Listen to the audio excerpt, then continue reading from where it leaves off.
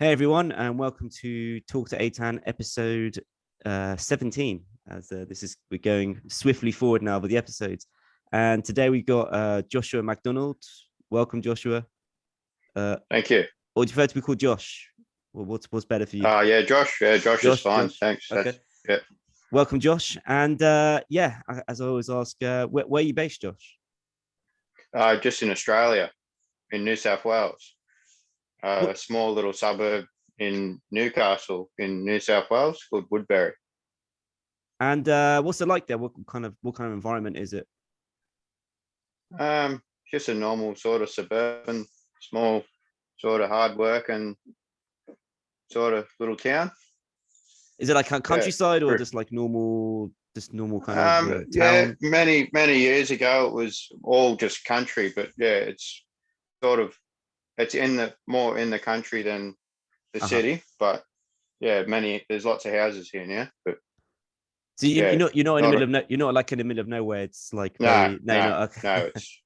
It's a very common sort of place to live, and there's many suburbs around it too. Oh, yeah. Okay. Yeah. And is it winter there at the moment?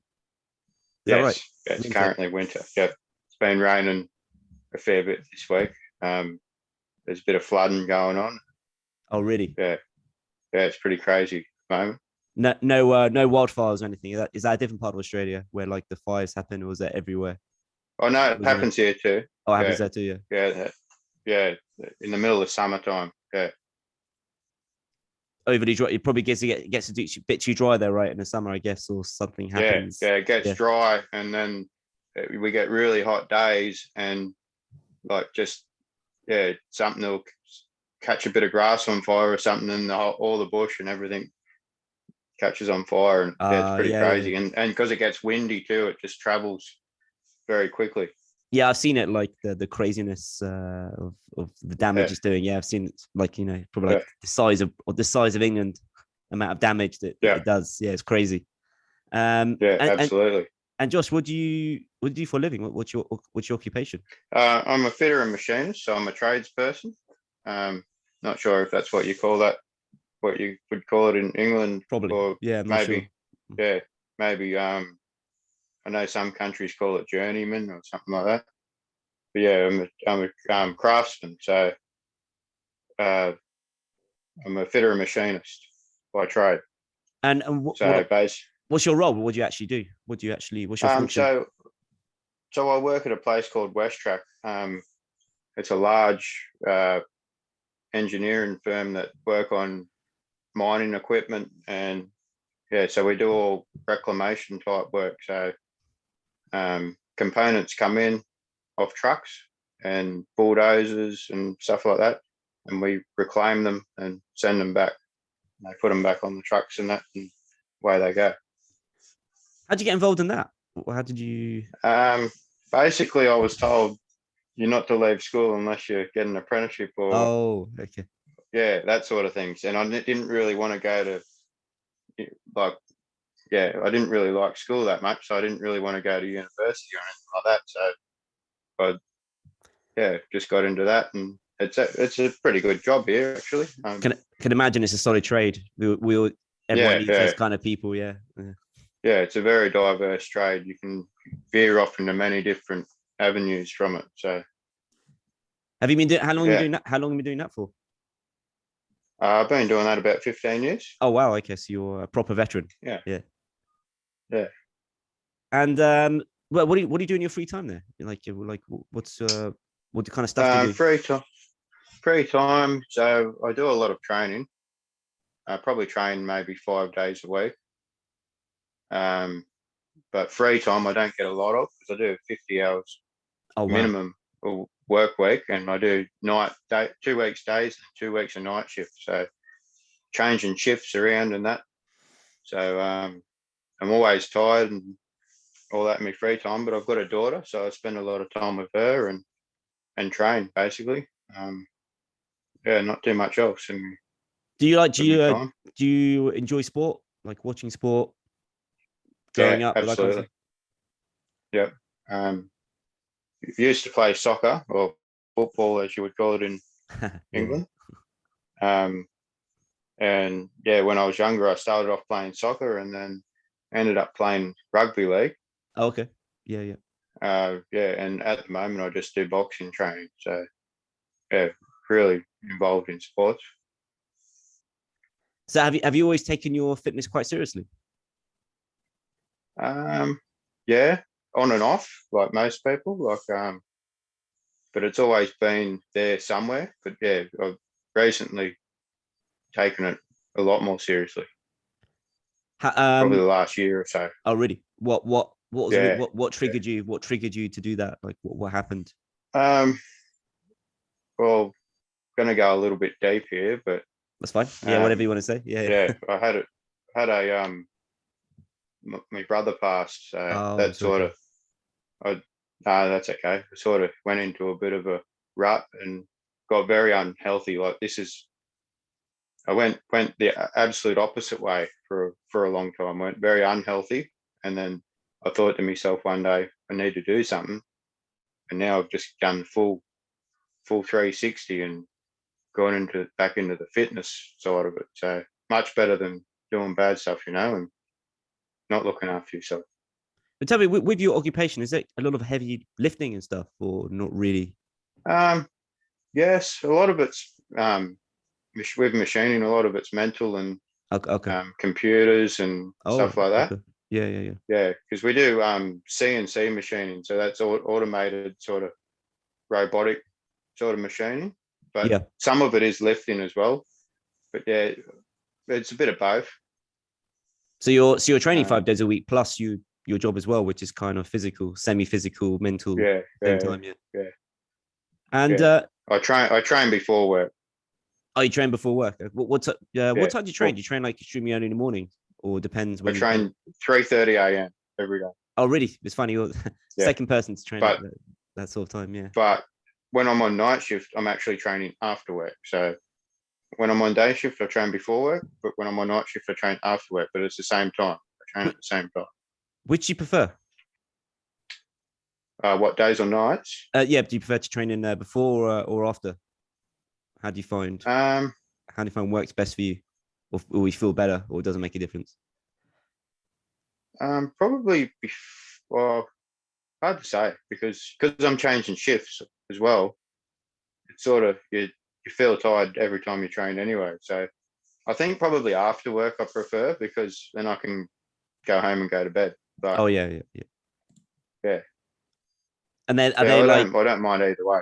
Are they like short sessions, or are they quite an hour and a half? Oh, an hour and a half. Yeah. Yeah. So Mondays we'll do sprints. So we start off, we do 20 minutes of sprints, and then we'll do just a heavy bag and different sort of bag work for 8 rounds, 8 3-minute rounds. And then Tuesday we'll do a 5K run, and then we do like a weight circuit. And we just alternate between those 2 workouts throughout the week. And just kind of like just fitting this in, where does Aphro-D come into it? What were you looking for? I know obviously you're training hard, you're working hard. You probably knew about supplements and stuff. Yeah. I think I just always really trained really hard, but I never really seen great as I got older. I didn't see as great results as what I did when I was younger. But I knew I was training harder than what I was when I was younger, and I was putting more effort into nutrition and stuff. So I knew there was some other element that was missing. That's what really led me to trying it out. How old are you, Josh? I'm 31. 31. Okay. So, actually, you're kind of at your peak. You sort of your peak time. Okay. So, how long have you been taking Aphro-D for? Probably, I'd have to say at least a year now. Oh, a year. Okay. Yeah, but there was I think I sort of started it and then stopped a little bit, and then probably I'd have to say at least 6 months. Okay. And like, how have you found over the last year? It's like, what kind of changes have you had? Did it work straight away from the beginning? How did you find it worked for you? for you personally? It sort of just really crept up on me, like not straight away. Probably I'd have to say maybe a couple of second month, third month in. Okay. But yeah, I felt like I've been able to stay a lot leaner, and even just my mental focus and everything to keep training, and just not want to wake up and just go, oh, no, I don't feel like training today. I sort of just forced myself to do it. So the mental toughness is definitely that's interesting. Yeah, helped me out there. Resilience, like it makes you a bit more resilient. Yeah. Most days I don't really feel like training, but I just it's just become sort of like brushing your teeth. You just you do it. You just get it done. Yeah. Are you taking? Have you taken other supplements? Are you taking other supplements of Aphro-D? That kind of may complement. I have used creatine before, but I haven't really. I don't know if I don't really respond that well to creatine, because I tend to hold a lot of water anyway, so I don't really tend to go for a supplement like creatine. But I don't really use supplements other than Aphro-D, other than just your normal vitamins and vitamin D's and stuff like that. Yeah, I remember you mentioned you do a lot of food prepping, right? You prep yourself. Yeah. Is that for the day or for the week? How do you do that? I'll usually do one day and a little bit. So like I'll do my meals for the next day at work, and then maybe one for after work. And then when I get home from work, I'll do the same thing again. And how does it work for you? Do you do like two big meals a day, 3 meals? What works for like people? I usually have about 4 sort of normal size, like smaller sort of meals. But okay. Yeah, but I do a little bit of a different diet to what you guys all do. I've bought the androgen diet book, but I don't think that I follow it 100%. I sort of do a little bit of a different diet to you guys. Okay. It's more like I guess some people call it Atkins type diet, but I would suggest it's more like a ketogenic type diet. Well, is it because of the fact that you're waking up at different times and are your hunger levels quite consistent? They're changing all the time? No, sorry, yes, they do change. And the many because hours I'm working, because I'm working different hours, I'm getting hungry throughout the night when I'm on night shift, and then that's interesting. Of all the guys that I train with down at the gym, at the boxing gym, the keto diet, I swear I've been giving that a little bit of a try, but it's still very similar to the androgen diet anyway, because it's a lot of meats and fats and stuff like that, but it's just less carbohydrates. Yeah, the carbs is a big thing. That's kind of that's the kind of thing that a lot of kind of diets are missing is the carbs for sure. And well, like going forward, like what are you trying to achieve now? Like what are your goals going forward? I'm just trying to get super fit, like trying to hit me peak fitness, I got a body scan the other day, and I got an 8% body fat rating. So congratulations. So I'm just saying, thanks. But so I would have been probably 20-something% when I started, at least. Like, I'm just guessing. So just saying how far I can go, and like, I mean, there's obviously a point where it becomes unhealthy to be too lean, but just seeing how fit I can get, and just stuff like that. I just wouldn't really say, but okay, that's fine. It sounds sounds that's totally reasonable. Just a general general thing, just trying to get really super fit. Okay. I mean, as long as you can measure those sort of things, I mean, body fat percentage and probably how you feel as well. I Yeah. I have a lady at the gym that does all the scans, and she's got the machines and all Okay. that sort of thing. So yeah, I just do it that way. And every now and then, I'll just, when I think that I've progressed, I'll go and get it checked and see where I'm at and tweak things and probably whatever. how you feel as well, right? You can see how you're training. Yeah, weight's going up. You're punching harder or faster. You know. Yeah, 100%. Yeah, I do record all my times of runs and all that sort of thing as well. So to see if I'm getting faster or if I'm getting slower or stronger or stuff like that. So, that's good. Yeah, I do sort of record what I'm doing and try to progress. Just finally before just finish, I always ask everyone this: what would your message be to like other kind of shift workers like yourself, working long hours? What's like the mistakes like they generally make, and like what do you think they should be doing going forward, or just general tips and ideas for these people like that who are finding it difficult to fit in everything? If you're finding it difficult to fit in everything and you're doing shift work or anything like that, and I think my tips would be just keep at it.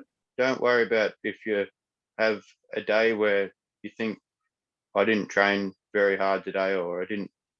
All that it all accumulates in time. So that day that you turn up and you still train is worth it in the end. I think that would be just don't give up and think it's all too hard because you've had one bad day. Keep at it. Don't give up, and you'll reap the rewards when it's all said and done. So I think you hit the nail on the head. It's it's a marathon, not a sprint, right? It's an accumulation of 100% being consistent. So every time I go not great weather, and there's days where it's like, well, I went as hard as I could go that day, but it may not have been what I would call great. But it's still showing up and doing that is still 1,000 times better than not turning up, because every time you don't turn up, you fall into that habit of I don't need to do this, I need to do it because of that, and it's those excuses. You end up quitting. You got to get the quit out of you. The more you go, the less you want to quit. Yeah, I like that one. Yeah, it's I guess you get into it's creating good habits and just being persistent. Yeah, you're 100% right. Creating resilience. Correct. I like that. That's very good. That's what the Aphro-D. Yeah, I like that one. Family's all about resilience. I like that one. Well, Josh, thank you very much for your time. I'm sure you want to go to sleep now. That's okay. It's good to finally get it done for you. Yeah, we got it done. So long to again get organised. Persistence. Yeah, we got there. Yeah, persistence is key. That's it. Big love to all the Aphro-D family. Yeah. Thanks for having me. Thank you very much. And we'll speak very soon. 100%. No worries, mate. Take care, Josh. Thank you.